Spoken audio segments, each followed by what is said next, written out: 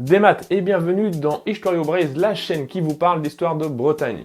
Pour ce deuxième hors-série, j'ai décidé de vous présenter 4 drapeaux bretons qui ont représenté la Bretagne à travers les âges. C'est parti pour un peu de vexillologie, c'est l'étude des drapeaux. Ouais, je voulais le placer celui-là.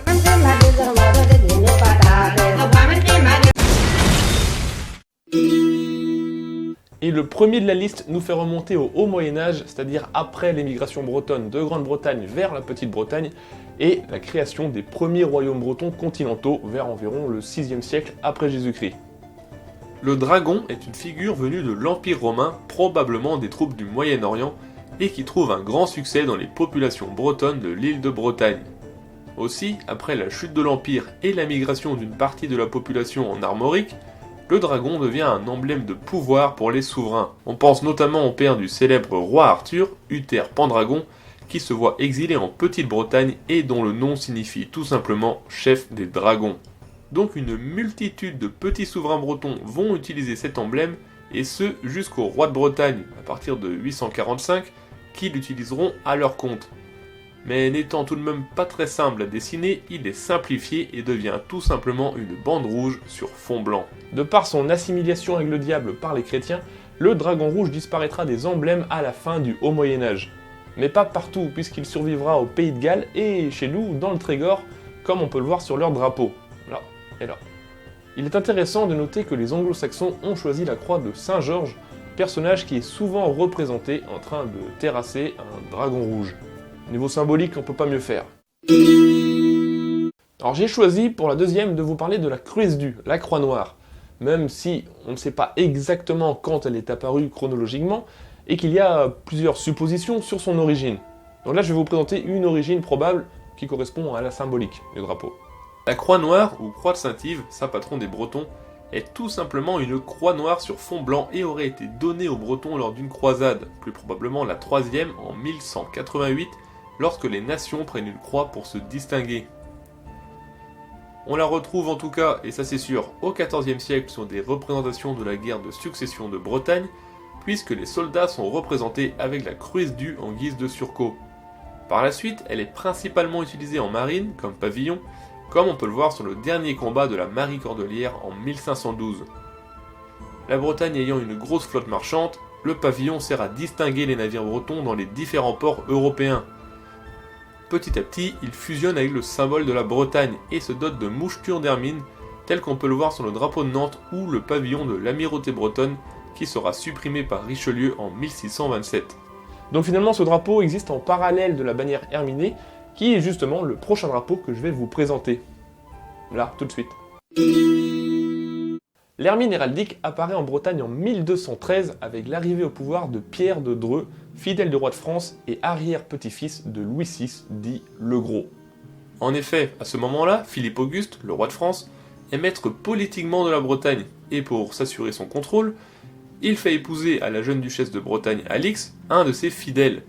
Et ce fidèle, c'est Pierre de Dreux, qui amène avec lui ses armoiries.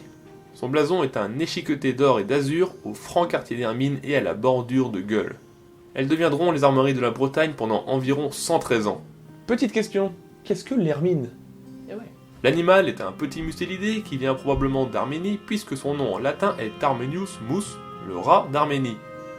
Son pelage est brun et blanc en dessous, et l'hiver, il devient blanc, sauf la queue qui, elle, reste noire. C'est un carnivore strict, et... Bon, d'accord, elle, c'est un furet, c'est pas une hermine. Mais c'est la même famille, et après tout, même Léonard s'est planté. Bon, en tout cas, en héraldique, la moucheture de l'hermine est en fait seulement sa queue noire. Les 3 pointes supérieures étant la représentation des attaches de couture. C'est un symbole de pureté morale, et elle est donc beaucoup utilisée par les clercs, les magistrats et les rois. Pendant près d'un siècle, le drapeau de Pierre de Dreux est le drapeau des ducs de Bretagne, et ce jusqu'à Jean III, qui en 1316 décide de le changer pour ne garder plus que l'hermine. Probablement pour asseoir son pouvoir face au roi de France qui, lui, a son lys. Ainsi est né l'écu d'Hermine Plein, qui deviendra le symbole de la Bretagne jusqu'en 1532 et son annexion par la France. A noter qu'une légende ancienne veut que l'hermine préfère mourir que de salir son beau pelage. Et cela a donné une légende en Bretagne qui est associée à plusieurs personnages historiques. Parfois Anne de Bretagne, ce qui est juste absurde chronologiquement, ou encore Alain Barbetorne, le premier duc et celui qui a chassé les Vikings de Bretagne, ou encore Conan Mériadec, le roi historico-légendaire fondateur du royaume de Bretagne continentale. L'idée c'est que le personnage est poursuivi par ses ennemis, il bat en retraite, jusqu'à ce qu'il voit une hermine poursuivie par un renard. L'hermine arrive devant une mare de boue et au lieu de se salir, se retourne, fait face au renard et rentre dedans. Le chef breton décide de l'imiter, fait demi-tour et remporte la victoire sur ses ennemis. De cette légende sortira la devise de la Bretagne, Centor Mervel et Get Bézant Sautret. Plutôt la mort que la souillure, en français. Historiquement, cette devise viendrait plutôt du célèbre et téméraire Gurwand de la guerre de succession du royaume breton en 875, puisque sa devise était plutôt une mort glorieuse qu'une vie honteuse. Ah, ce Gurwand, un sacré personnage. Ah, le Gwenadu. Oui, je prononce comme ça. On peut dire Gwenadu, mais ça n'est pas mon accent. Gwenadu d'ailleurs qui veut dire blanc et noir pour les néophytes. Voilà, ça c'est fait.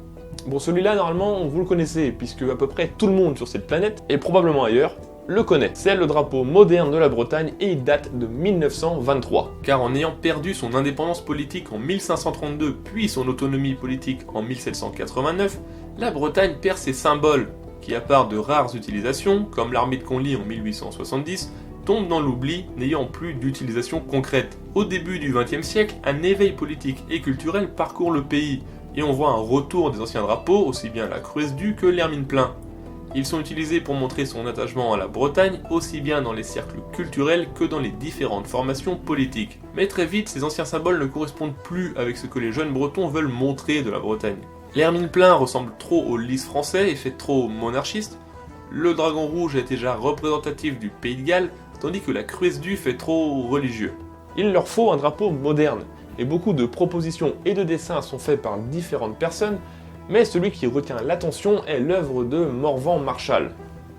Pour créer un drapeau à la fois moderne et traditionnel, il choisit de se baser sur le drapeau grec, symbole de démocratie, et ou sur le drapeau américain, encore en jeune nation fédérale aux grandes idées de liberté. C'est peut-être également inspiré des armoiries de la ville de Rennes, la ressemblance entre les deux étant évidente. Il fixe le nombre de bandes à 9, chacune représentant une province historique de Bretagne, les blanches les provinces de Basse-Bretagne et les noires les provinces de Haute-Bretagne. Puis dans le coin gauche, il met les mouchetures d'hermine rappelant le symbole du duché. Le nombre d'hermines n'est pas fixe et n'a pas de symbolique particulière, étant tiré de l'Hermine-Plein du Moyen-Âge, il est techniquement innombrable. En général, on le représente avec 11 hermines, 4 en haut, 3 au milieu et 4 en bas. C'est juste une question d'esthétique, mais il se trouve que ça correspond à la représentation classique des écus herminés de différents souverains bretons du Moyen-Âge. Le Gwenadu est né.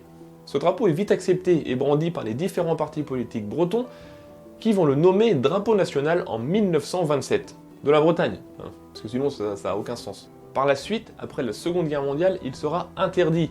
Mais c'est sans compter sur le deuxième éveil breton dans les années 60, qui verra un retour en force de ce drapeau et une popularité qui ne cessera de croître, comme on peut le constater aujourd'hui. Et ce, même s'il n'est toujours pas reconnu officiellement.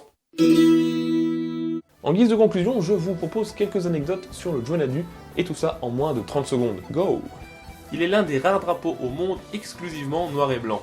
La mairie de Ploescat, dans le Finistère, est la première à l'avoir installé sur son fronton. Il a été hissé sur le sommet de la flèche de Notre-Dame de Paris en 1972 par un militant breton. Il est allé dans l'espace avec le spationaute Jean-Loup Chrétien.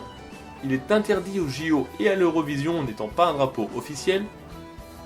Et le plus grand drapeau a été fait par les supporters de l'équipe de foot de Lorient et fait 1000 m². Ça vous épate, hein? Cette vidéo est terminée. Il existe une multitude de drapeaux en Bretagne, que ce soit pour les pays traditionnels, les provinces historiques ou encore les villes, et on pourrait en parler pendant des heures. Mais là, je voulais simplement vous présenter les 4 drapeaux qui ont représenté la Bretagne dans son ensemble à travers l'histoire. Donc j'espère que cela vous a plu, et si c'est le cas, n'hésitez pas à vous abonner, à commenter et à partager autour de vous, c'est le plus important. Et je vous dis Trugaré à Kenavo.